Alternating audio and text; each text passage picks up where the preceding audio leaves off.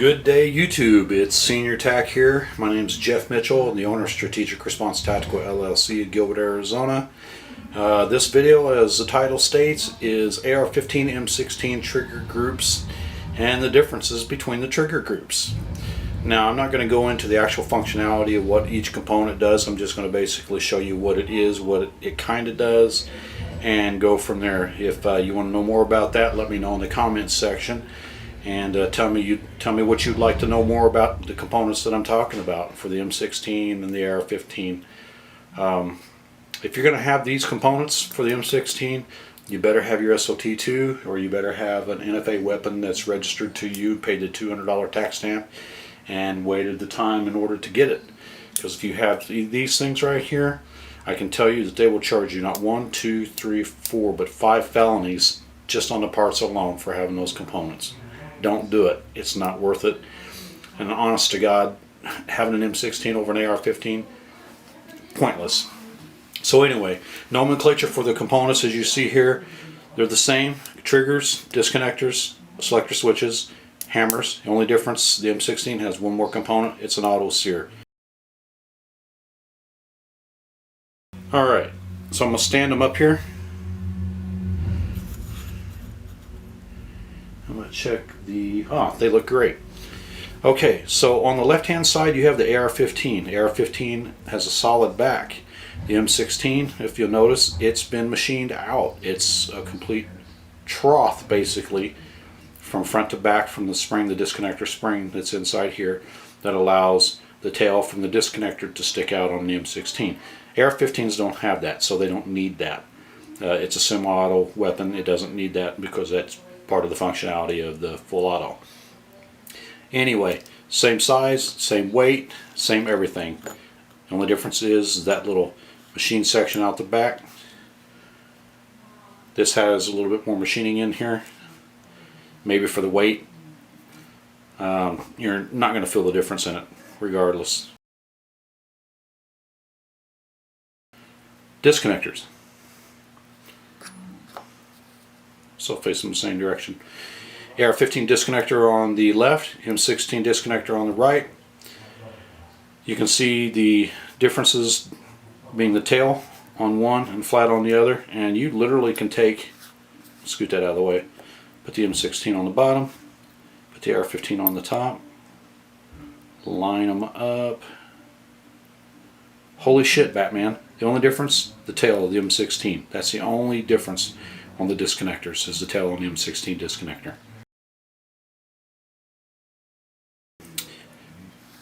Next difference, the selector switches, or safety switches as they're called. The AR-15, pretty simple, basic design, cylindrical, has the shelf to allow for the trigger, and it has 2 detents for the detent pins to stick up into to hold it in place. When you go from safe to fire, you got that little click. Now all that is the little pin moving and clicking back in place. M16 disconnector, or I'm sorry, M16 selector switch, considerable more machining. I mean, it's cylindrical obviously all the way across, and they all start out as AR-15 and they're machined down to an M16.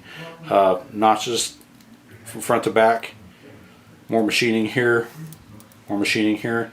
Still has the same little shelf, identical, but the difference changes from there when you flip it over.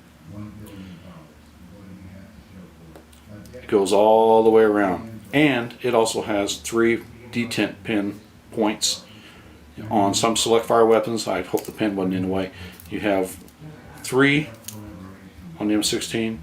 On the select fire you can have up to 4. You can go a 3-round burst or 4-round burst, just depending on your configuration and your trigger group and disconnectors that you have. Hammers, same thing. Not a whole lot of difference. They literally start out, they all start out as an M16, a little bit longer, probably close to 3/8 of an inch longer, and then they machine them down. The AR-15s get cut all the way down. This angle here on the AR-15 is the same on the M16. Difference goes from there though. The M16 has more material that's been machined, and it's got a little notch in there to allow for the hookup. And I'll explain more of that later if somebody wants to know more about that. Last but not least, the one component that you need to have an M16 or full automatic weapon is the auto sear. And if you don't have an auto sear and you have all the other components, it might function a couple times, but it's not going to do it consistently and on a regular basis. But you got to have it. Has to be in there, spring loaded. And I'll explain the function if you want to know about the full auto function later on. So there you go, folks.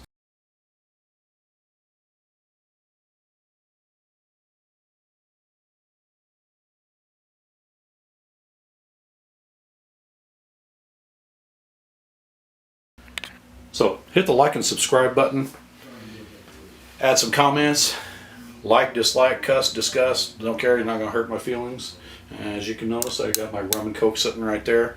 So I don't take things too serious. I don't expect you to. Again, any questions? And I said so I guess that means that's 3 times, so that's 3 shots. Anyway, thank you for tuning in. Again, hit the like and subscribe button. Senior Tac. Look forward to your comments and look forward to some more videos. God bless you. Have a great day. God bless America.